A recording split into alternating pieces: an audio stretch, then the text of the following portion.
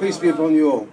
The message or the greeting of Islam, very different from extremism. Peace be to you all. There is a fundamental verse in the Quran. The EDL go on and on to say that Islam, the Quran teaches hatred. The Quran teaches intolerance. The Quran teaches, to be separate from other religions, other faiths, and to condemn them. But these are all their misconceptions, lies that they've made up to scaremonger, to spread hatred, to make the average non-Muslim think of their neighbor Muslim as, oh, this guy might be a terrorist.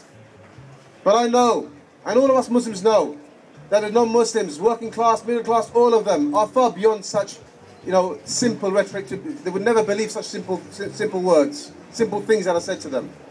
There's a fundamental verse in the Quran. And let the Quran speak, not me. In the Quran, Allah says, وَجَعَلْنَاكُمْ شُعُوبًا وَقَبَائِلَ لِتَعَارَفُوا, that we have made you into tribes and nations so you may get to know one another. This is Muslims getting to know non-Muslims. This is black getting to know white. Whatever nation you belong to, whatever country you belong to, whatever faith and religion you belong to, our teachings in our book encourages Muslims to get to know, to integrate, to be with others and be part of the wider society, to join in peace, to join in unity, to join in spreading good and happiness, and to shun evil, and to shun extremism, and to turn away from all that is bad. Today, Bury Park is business as usual. There's a reason for that. And the reason is because we Muslims for 3 years stayed in Bury Park, and we may have unknowingly, being unaware, gave an image to ourselves as if we're only there to protect Bury Park. We're only there to take care of the Muslims' interest. But this year, we've teamed up with the UAF, we teamed up with our non-Muslim colleagues and everybody to dispel this myth. Dispel this myth that it's not just about Bury Park, it's about Luton. And we, Muslims, are Luton, just as much as the non-Muslims, whether you be Sikh, Hindu, Christian, whatever your faith may be, or no faith. We all stand together, we're Lutonians. And what we are not, and what we shun, is every form of extremism, from whatever faith or walk of life it comes from. The EDL, they love to spread lies, and they love to spread, doubts about Islam. One of the greatest doubts, or one of the loudest, not greatest, loudest doubts that they've managed to spread is this doubt about the Sharia. Saying that we have this creeping Sharia, creeping into our country. And pretty soon, the Sharia will, take over the whole of Great Britain. These people, they speak rhetoric which is absolutely diabolically untrue. The Sharia in Islam, 96% of it is all personal law.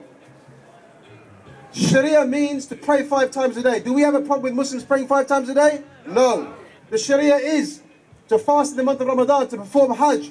The Sharia, my brothers and sisters, is to be kind to your neighbor, to visit the sick. The Sharia is to stand hand in hand against extremism, whatever form it may be in. These are aspects of the Sharia. 96% of the Sharia is all personal law. Just like our Jewish colleagues have their Beth Din law in this country as well. Nobody is picking up a problem with them. Why? Because they're not calling for a change in the law of penal law or the criminal law. They're just applying the law of their religion, their way of life. And nobody has ever had a problem with that for decades. But today the EDL want to bring to light the Muslims, demonize Islam, demonize Sharia. The Sharia is no different in some respect to the Beth Din law that we see that the Jews have. And each one of us has our right to follow our way of life.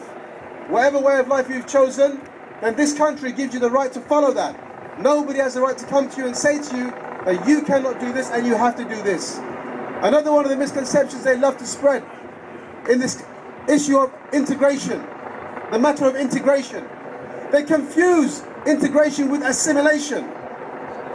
Those of us who are well beyond this, have some sound intellect, can clearly see that we are not obliged to assimilate one another. If somebody likes to put an earring in his or her nose, an eyebrow and tongue, that's their way of life, that's their choice. If I choose to grow a beard and wear a thobe, that's my choice. Each one of us should be allowed to wear and do and behave how they want without undergoing discrimination. Another one of their misconceptions is these Muslims are liars. They're just saying things to keep you happy.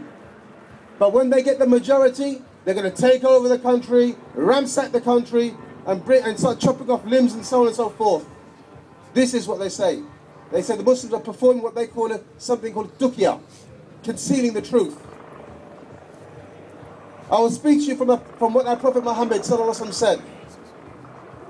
He said, I'll speak to you from the Quran. What Allah told us in the Quran, He said, Ya ayyuhalladhina amanu kunu ma'as sadiqin, ittaqullah wa kunu ma'as sadiqin.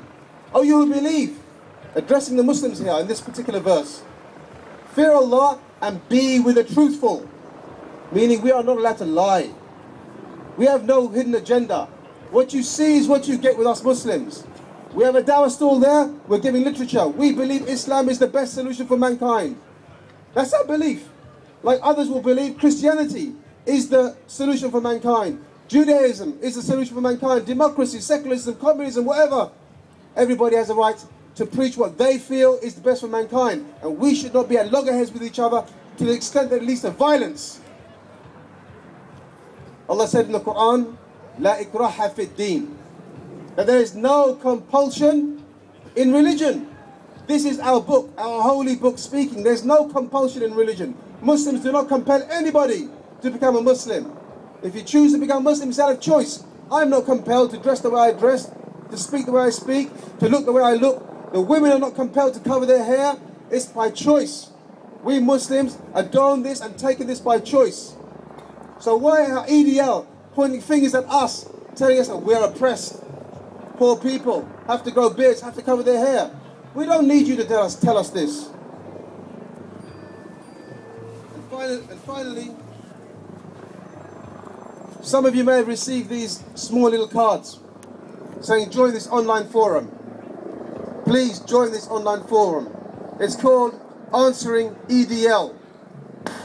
On this forum you will find every doubt that the EDL has come with and a reply to it.